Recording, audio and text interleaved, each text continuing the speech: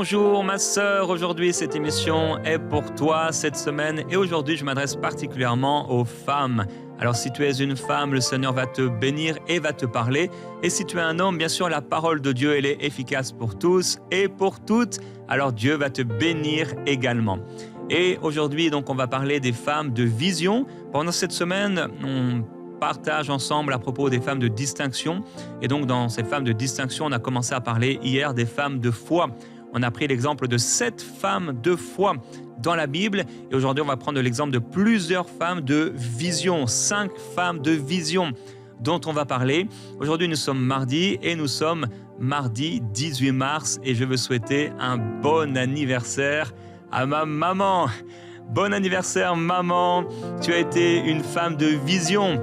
Puisque au moment où ma maman en fait était enceinte de moi, eh bien les médecins lui ont dit que j'étais un œuf clair et ils ont insisté, vraiment insisté auprès d'elle pour me retirer de son ventre, mais Dieu n'a pas permis cela parce que ma maman et mon papa ont été des gens de vision et ma maman a été une femme de vision qui a voulu me garder et qui a marché par la foi, alors même qu'elle ne connaissait pas encore le Seigneur. C'est quelques années plus tard, quand j'ai eu 7 ans, qu'elle a rencontré le Seigneur. Alors, bon anniversaire maman, je t'aime, que le Seigneur te bénisse. Et ma maman suit beaucoup de mes émissions Préinspirées, m'envoie des photos des fois. Alors, que Dieu te bénisse maman. Et aujourd'hui, comme chaque mardi, on partage ensemble la particularité d'un personnage biblique. Et aujourd'hui, je veux parler de la Sunamite et de la générosité de la Sunamite avec ce passage qu'on lit avec Marie dans 2 Rois au chapitre 4. Un jour, Élisée passait par Sunem. Il y avait là une femme de distinction qui le pressait d'accepter à manger. Et toutes les fois qu'il passait, il se rendait chez elle pour manger. Elle dit à son mari, « Voici, je sais que cet homme qui passe toujours chez nous est un saint homme de Dieu. Faisons une petite chambre haute avec des murs et mettons-y pour lui un lit, une table, un siège et un chandelier, afin qu'il s'y retire quand il viendra chez nous. » Élisée, étant revenu à Sunem, se retira dans la chambre haute et y coucha. Il dit à Géhazi, son serviteur, « Appelle cette Sunamite. » Géhazi l'appela et elle se présenta devant lui. Et Élisée dit à Géhazi, « Dis-lui, voici, tu nous as montré tout cet empressement. Que peut-on faire pour toi? Faut-il parler pour toi au roi ou au chef de l'armée? » Elle répondit, « J'habite au milieu de mon peuple. » Et il dit, « Que faire pour elle? » Géhazi répondit, « Mais elle n'a point de fils, et son mari est vieux. » Et il dit, « Appelle-la. » Géhazi l'appela, et elle se présenta à la porte. Élisée lui dit, « À cette même époque, l'année prochaine, tu embrasseras un fils. » Et elle dit, « Oh non, mon Seigneur, homme de Dieu, ne trompe pas ta servante. » Amen. Alors cette femme donc habitait à Sunem. Sunem veut dire double lieu de repos. Double lieu de repos. Donc on n'est pas étonné que dans cette ville qui veut dire double lieu de repos, elle ait voulu choisir un lieu de repos pour le serviteur de Dieu qui passait par là. Et elle dit, « Voici, je sais que cet homme qui passe par là, c'est un saint homme de Dieu. Voici, je sais. » Elle savait.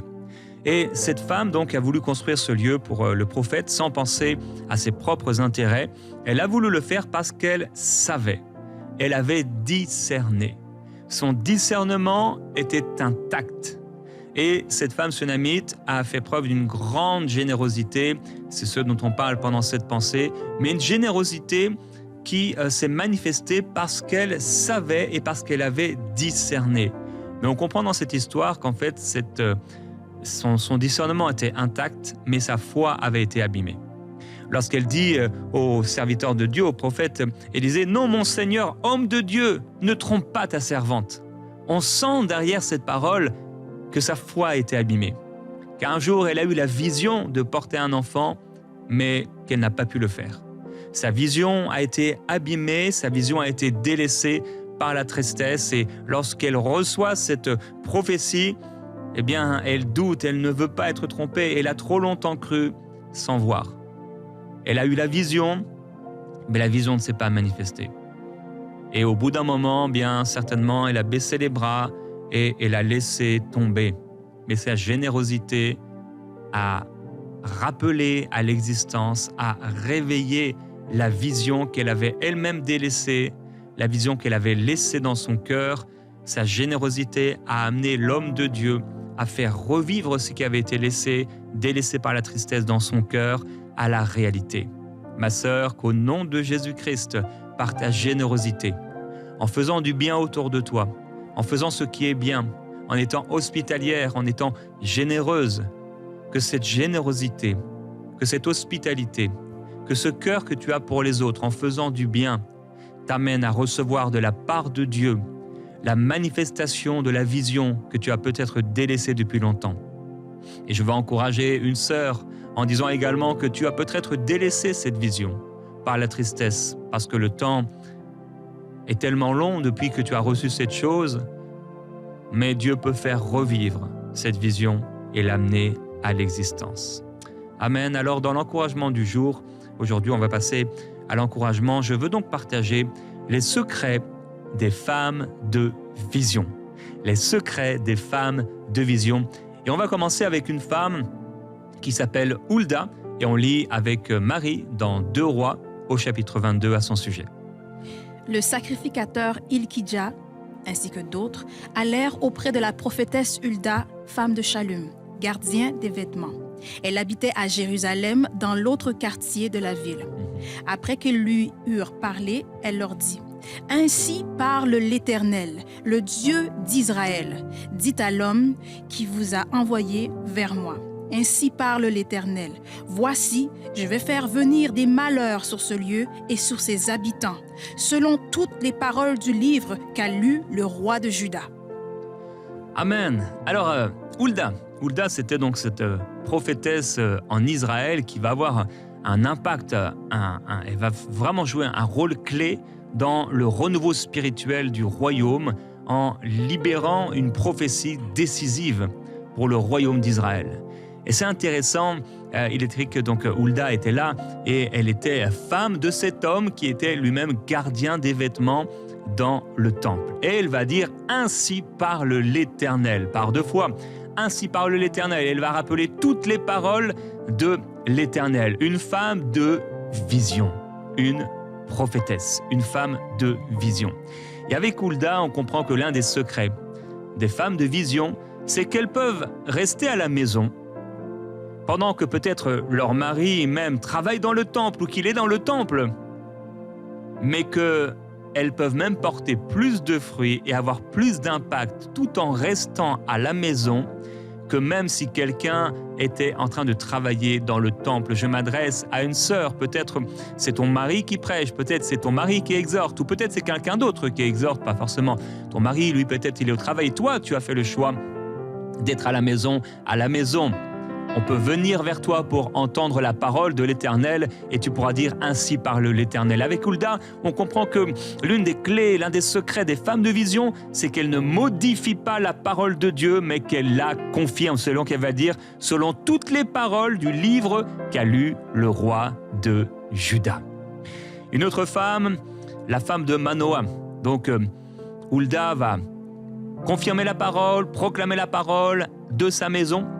La femme de Manoah, elle, bien qu'elle n'ait pas de nom, la Bible en tout cas ne nous donne pas son nom, on l'appelle la femme de Manoah. Manoah était un homme dont on lit l'histoire dans Juges au chapitre 13 et c'est devenu donc cette femme une figure sans nom, mais une femme de vision. Et en fait, c'est celle qui est devenue la maman de Samson, la maman de Samson. Elle a joué un rôle fondamental dans l'accomplissement du plan de Dieu pour Israël. Et je pense que plus d'une personne pourrait remercier ma maman d'avoir été une femme de vision. Parce que, le Seigneur peut passer à travers ses enfants pour bénir un grand nombre. Et avec Hulda, on comprend que le secret des femmes de vision, c'est le respect des autorités malgré leur avancement parfois plus important. Ce qui va se passer, en fait, c'est que, l'ange va aller auprès de cette femme. 1 fois, 2 fois. La révélation divine n'est pas apportée au mari, mais la révélation divine et la visitation de l'ange, c'est cette femme, Manoah, c'est la femme de Manoah qui va recevoir la vision. Donc ça vient un peu nous rappeler ce qui s'est passé également pour Hulda. où ce n'était pas son mari qui était le gardien des vêtements, que Dieu a utilisé de manière particulière, mais c'était elle. La femme de Manoah également, l'ange de Dieu s'adresse à elle, et pas seulement une fois, mais 2 fois. Mais ce qui est intéressant avec elle, c'est que lorsqu'elle va recevoir les instructions divines sur comment élever l'enfant, au lieu de prendre la place de lead, au lieu de s'enorgueillir, au lieu de dire « mais c'est moi qui m'a parlé, toi t'es pas un homme spirituel, c'est à moi que Dieu parle, c'est à moi que les anges parlent, toi tu ne comprends rien de toute façon, tu ne pries pas, je te vois pas prier, je te vois pas jeûner, moi je jeûne, moi je prie, moi j'intercède, mais toi regarde-toi, t'es charnel, t'es... » Voilà, ma sœur ne fonctionne pas comme ça. Avec cette femme, la femme de Manoah, on comprend que vraiment elle a un grand respect, puisque quand elle reçoit cette chose, elle va tout de suite l'annoncer à son mari. Quel respect pour son mari! Elle ne prend pas les choses en disant « Ok, ouais, vraiment, je suis la femme de Dieu dans ma maison. » Même si tu peux être la femme de Dieu dans ta maison. Et c'est elle qui va rapporter le message, qui va même expliquer la vision à son mari. Elle transmet à son mari les instructions de l'ange. Donc vraiment, elle a tout reçu. Elle est porteuse de la révélation. Et son mari ne doute pas d'elle. Il veut juste des explications. Explique-moi un peu, je prie que Dieu te donne un mari qui demande des explications et qui ne te contredit pas, qui ne s'oppose pas à toi. Donc il va demander la confirmation. Il va demander à Dieu, oh, donne-nous une confirmation. Et la confirmation sera donnée à la femme. L'ange va visiter non pas l'homme qui a demandé la confirmation, mais va visiter la femme. Et c'est elle que l'ange va rencontrer. Alors, il prie donc que l'ange revienne, Dieu exauce sa prière, mais ne s'adresse toujours pas à lui. L'ange revient, elle est là, seule, dans les champs. Et c'est étonnant. L'ange n'a pas choisi un moment où ils étaient là tous les deux. Mais l'ange a choisi un moment où elle était seule. C'est très étonnant. Mais qu'est-ce qu'elle va faire? Une seconde fois, elle va courir cette fois-ci vers son mari pour parler à son mari et prévenir son mari. Il y a l'ange qui est là. Et que va-t-elle faire? Après avoir couru vers son mari et être arrivée auprès de son mari, elle va guider son mari vers la rencontre de l'ange. Je prie au nom de Jésus-Christ que tu sois cette femme de vision, même si ton mari ne prie pas, même si ton mari n'est pas spirituel, même si peut-être ton mari ne va pas à l'église, que tu puisses être cette sœur, cette femme, cette épouse qui amène ton mari quelque part à la rencontre de l'ange et plus que de l'ange, à la rencontre du Seigneur Jésus-Christ lui-même. Que tu puisses le prendre par la main avec sagesse et gagner le cœur de ton mari. Tu es capable de gagner le cœur de ton mari, dit la parole, sans même avoir à parler. Et ils vont offrir un sacrifice, l'ange va disparaître dans la flamme du sacrifice et le mari va paniquer. Il dit, voilà, on a vu le Seigneur, on va mourir. Et une fois encore, sa femme va avoir une meilleure vision en disant « Mais non, si Dieu avait voulu nous faire mourir, il ne nous aurait pas fait voir tout cela. » Et elle va rassurer son mari. Waouh! Que tu puisses rassurer ton mari, même s'il ne comprend pas pour le moment la vision, il ne comprend pas comment les choses fonctionnent, que tu puisses être cette femme sage qui rassure ton mari. Peut-être ça aurait été à lui de te rassurer, mais jusqu'ici, c'est à toi de le rassurer et tu peux l'accepter. Elle va accoucher de Samson et son obéissance permettra la naissance d'un des plus grands juges d'Israël.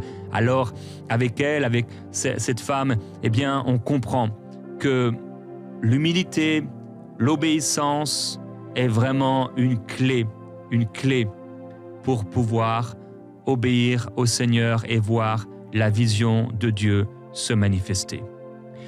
Il y a aussi également Déborah. Déborah était, elle aussi, une prophétesse. On lit dans Juges au chapitre 4 à son sujet. Barak lui dit, « Si tu viens avec moi, j'irai. Mais si tu ne viens pas avec moi, je n'irai pas. » Elle répondit, « J'irai bien avec toi, mais tu n'auras point de gloire sur la voie où tu marches, car l'Éternel livrera Sisera entre les mains d'une femme. » Et Déborah se leva et elle se rendit avec Barak à Kédesh. Amen. Alors, il y en a des femmes dans la Bible. Il y a beaucoup de femmes dans la Bible et on va continuer d'en parler pendant cette semaine. Il y a donc au milieu de ces femmes, il y a Déborah. Déborah, c'est une juge et une prophétesse. Une prophétesse, c'est donc quelqu'un qui est oint par l'Esprit, par Dieu, pour prophétiser, annoncer les oracles de Dieu. On trouve au milieu de toutes ces femmes de la Bible un personnage biblique qui s'appelle Déborah. Déborah va parler de la part de Dieu et avec Déborah, on comprend que l'un des secrets des femmes de vision, c'est de ne pas avoir peur d'avoir des postes élevés. Ma sœur, n'aie pas peur d'avoir un poste élevé. Dieu élève des femmes à certains postes dans le pays, dans certaines organisations. N'aie pas peur de cela. N'aie pas peur que Dieu t'élève. N'aie pas peur de prendre une place de leadership. N'aie pas peur de là où le Seigneur veut t'amener. N'aie pas peur de voir jusque-là. Avec Déborah, également dans ce texte, on comprend que le secret des femmes de vision, c'est savoir prendre la place quand les hommes ne la prennent pas, tout en restant respectueuses et soumises. Voilà, les hommes ne prennent pas la place, il a peur d'aller au combat, mais elle va prendre la place, mais elle le fait toujours avec respect et avec soumission. Une quatrième femme, c'est Anne. Anne, la prophétesse, dans Luc au chapitre 2. Cette femme va reconnaître que Jésus est le Messie. Anne est là dans le temple et avec Anne, on comprend que l'un des secrets des femmes de vision, c'est le jeûne et la prière. Il est écrit qu'elle priait et qu'elle jeûnait nuit et jour. Avec elle, on comprend que les femmes de vision qui jeûnent et qui prient peuvent voir ce que d'autres n'ont pas vu venir. Ma sœur, lorsque tu pries, lorsque tu jeûnes, lorsque tu passes du temps avec le Seigneur dans le jeûne et dans la prière, Dieu va t'ouvrir les yeux comme il a ouvert les yeux d'Anne et tu vas pouvoir voir. On t'appellera peut-être prophétesse, peut-être que tu ne le seras pas dans le ministère de prophète, peut-être que si. Peut-être que tu recevras des visions de la part de Dieu, des prophéties de la part de Dieu, des paroles de la part de Dieu. En tout cas, le Seigneur va t'ouvrir les yeux alors que tu te consacres à lui. Une autre femme de vision, c'est Myriam. On a parlé de Myriam hier un peu, pas négativement, mais on sait que Myriam venait de ce mot qui veut dire rebelle ou obstiné. Et on a le choix lorsqu'on porte un prénom, même ce prénom, soit on va choisir la rébellion, soit on va chercher à manifester plutôt le côté de la détermination.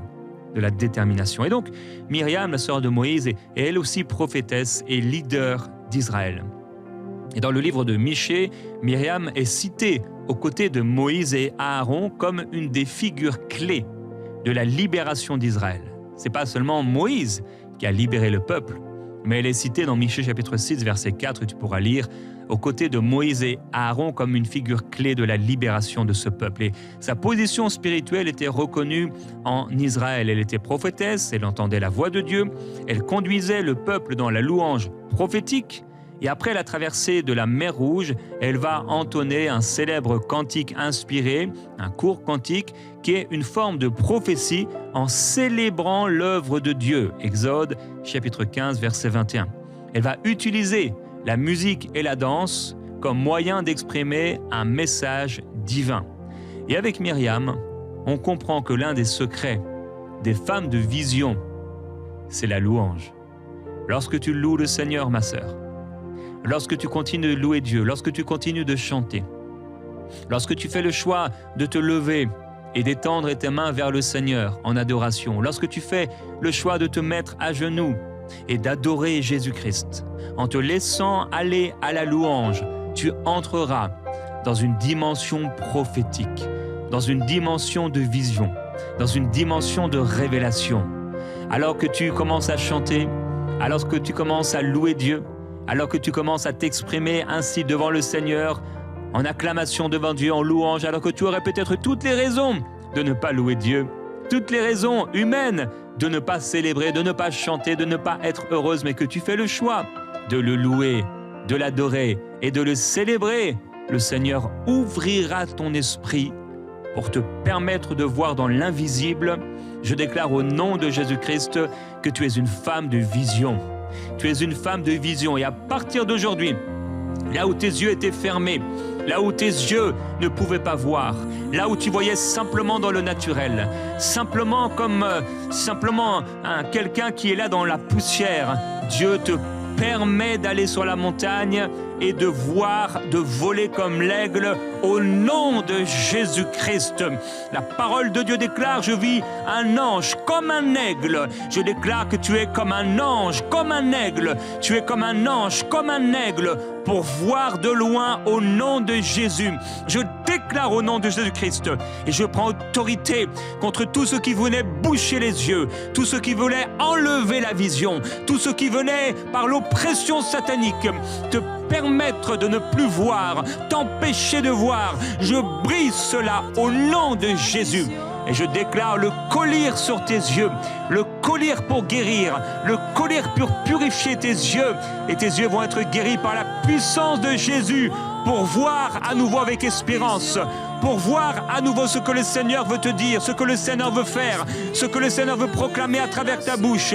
Je déclare au nom de Jésus que tes yeux voient, tu es capable de voir, tu es capable de voir. Et après avoir vu, tu vas parler, après avoir vu, tu vas prophétiser, après avoir vu, tu vas chanter au nom de Jésus-Christ.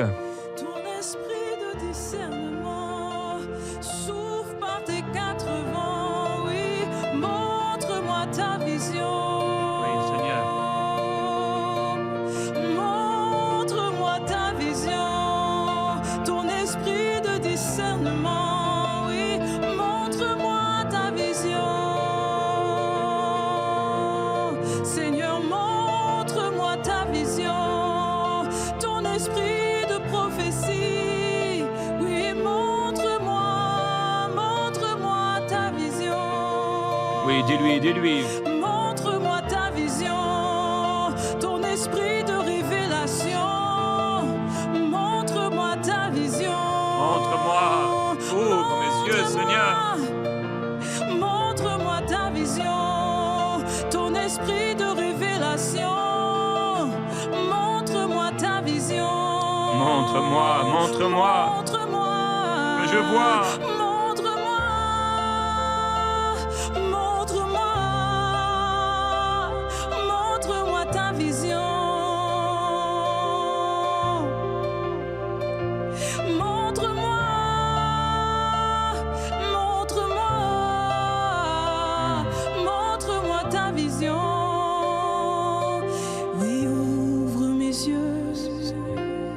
J'appelle au nom de Jésus-Christ l'esprit de prophétie sur ta vie, ma sœur. L'esprit de prophétie te saisit. La parole de Dieu sortira de ta bouche. Tu déclareras dans ta maison, ainsi parle l'Éternel. Dieu fait de toi comme une muraille, comme une tour inébranlable, pour te tenir au milieu de ta maison et proclamer la parole de Dieu. La parole de Dieu n'est pas seulement celle qui a été inscrite, qu'on appelle la Bible, mais la parole de Dieu est également ce que Dieu met dans ton cœur. La parole de Dieu que Dieu met dans ton cœur, c'est la parole de Dieu dans ta bouche. Dieu te place au milieu de ta maison pour proclamer et déclarer, ainsi parle l'Éternel, pour déclarer les oracles de Dieu. Je te vois, ma sœur, te positionner dans ta cuisine. Je te vois te positionner dans ton salon. Je te vois au milieu de ta maison, au milieu de ton appartement.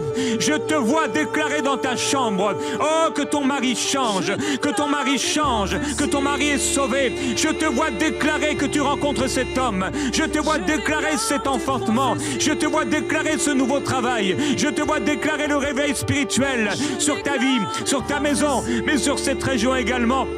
Je te vois déclarer le réveil spirituel sur toute ta famille, le réveil spirituel sur ton église locale, le réveil spirituel sur ta région. Et je te vois déclarer la gloire de Dieu. Je te vois déclarer la parole de Dieu dans les nations au nom de Jésus. Car l'Éternel t'établit pour voir. L'Éternel ouvre tes yeux au nom de Jésus-Christ. Nous déclarons la générosité de la Sunamite. Je déclare au nom de Jésus-Christ que là où les visions étaient perdues, là où ta vision a été délaissée, je parle maintenant et je prie pour des femmes, pour des sœurs. Tu as délaissé la vision, tu as été attristé parce que cette chose n'est pas arrivée. cette chose ne s'est pas manifestée. Tu as attendu trop longtemps, trop longtemps. Tu as cru avoir entendu la parole de Dieu et tu as cru vraiment que Dieu t'avait parlé. Peut-être même tu as parlé autour de toi à des hommes, à des femmes. Tu as parlé de la vision. Peut-être même tu en as parlé à ton mari, mais ton mari n'a pas cru. Ton mari n'a pas cru. Et tu as vu le temps avancer et cette chose n'est pas venue. Mais dans le nom de Jésus, j'appelle la vie de Dieu à se manifester et la puissance de Dieu qui manifeste l'invisible dans le visible et la réalité en Christ à la manifestation. Je déclare au nom de Jésus que ce qui est lié, ce que tu lis maintenant sur la terre est lié dans les cieux et ce que tu délies sur la terre est délié dans les cieux. Au nom de Jésus, nous lions maintenant l'ennemi et nous délions ce frère, nous délions cette situation, nous libérons ce cœur. Au nom de Jésus-Christ, nous déclarons la générosité du ciel. Seigneur, là où cette tristesse avait amené ma sœur à ne plus être généreuse, là où cette tristesse avait amené ma sœur, cette déception avait amené ma sœur à ne plus donner, à ne plus se confier, à ne plus s'offrir. Seigneur, il y a un temps nouveau au nom de Jésus-Christ. Et continue de faire ce qu'elle sait devoir faire. Et continue d'obéir à la vision.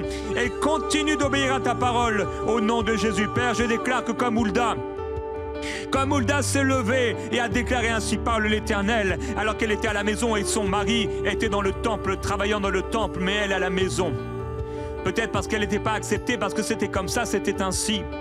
Et en tout cas, Seigneur, tu nous montres par ta parole et par Hulda que tu es capable de montrer la vision, tu es capable de donner la vision même en restant à la maison. Je déclare au nom de Jésus-Christ à cette sœur, tu es là et tu t'occupes des enfants à la maison. 1, 2, 3, 4, 5 enfants, 6 enfants, tu es à la maison et le Seigneur t'ouvre les yeux. Au nom de Jésus-Christ, je déclare que pendant cet enfant dort, Dieu t'ouvre les yeux. Pendant que tu somnoles par la fatigue, tant de travail, tant de charges de t'occuper de ses enfants. Pendant que tu es à la maison, le Seigneur te permet de voir et de recevoir là où beaucoup ont travaillé et n'ont pas eu. Là où beaucoup ont pêché sans prendre de poissons. Tu prends des poissons au nom de Jésus-Christ. Tu prends des poissons, tu pêches des poissons. Et celui qui revient à la maison est étonné de la pêche miraculeuse, étonné de l'exaucement. Sans même avoir travaillé, tu reçois des provisions. Sans même avoir à aller, tu reçois quelque chose de la part de Dieu au nom de Jésus-Christ. Je déclare, comme la femme de Manoah, qu'il y a une femme qui l'aime même si elle va loin dans l'esprit. Même si elle prophétise, même si elle reçoit des choses, elle garde un cœur soumis. Elle garde un cœur soumis, elle continue par l'humilité, par l'obéissance, par le respect aux autorités. Elle continue de se soumettre, elle continue de faire le bien, elle continue de choisir de garder un bon cœur. Comme dit ta parole, Seigneur, garde ton cœur plus que toute autre chose. Je déclare qu'il y a des Déborah, qui n'ont pas peur de prendre et de choisir des postes élevés, des postes de leadership, des postes décisionnels au nom de Jésus, si c'est ta volonté, Seigneur.